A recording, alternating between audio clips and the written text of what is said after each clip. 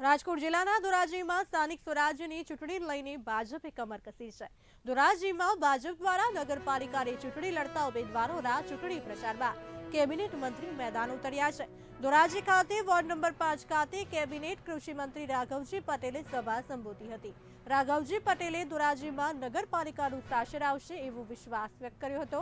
ભાજપના ઉમેદવારોને વિજય બનાવવા અપીલ કરી હતી। સાથે રાઘવજી પટેલે મહત્વનું નિવેદન પણ આપ્યું હતું। આજે ધોરાજી નગરપાલિકાની સામાન્ય ચૂંટણીમાં ભારતીય જનતા પાર્ટીના ચૂંટણી પ્રચાર અર્થે અમે આજે અહીંયા વોર્ડ નંબર 5માં સભાને સંબોધવા માટે આવ્યા છીએ।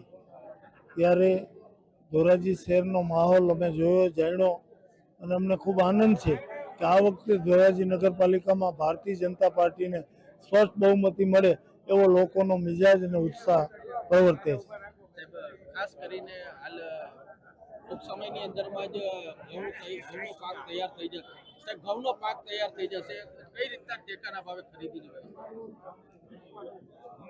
સરકાર જરૂર પડે ત્યારે તરત જ જ્યારે બજારના ભાવ ટેકાના ભાવ કરતાં નીચા જાય અને ખેડૂતોને આર્થિક નુકસાન સહન કરવું ન પડે એટલા માટે તુરત જ ઘઉંના કે બીજી કોઈ પણ વસ્તુઓના ટેકાના ભાવે ખરીદીનું કામ શરૂ કરી દે છે।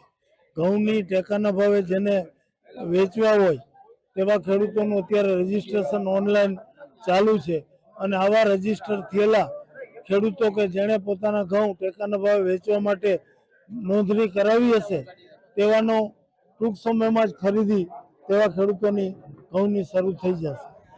ખેડૂતો દ્વારા ડીએપી ખાતરમાં જે કાંકરા નીકળે એના વિશે શું કહેશો?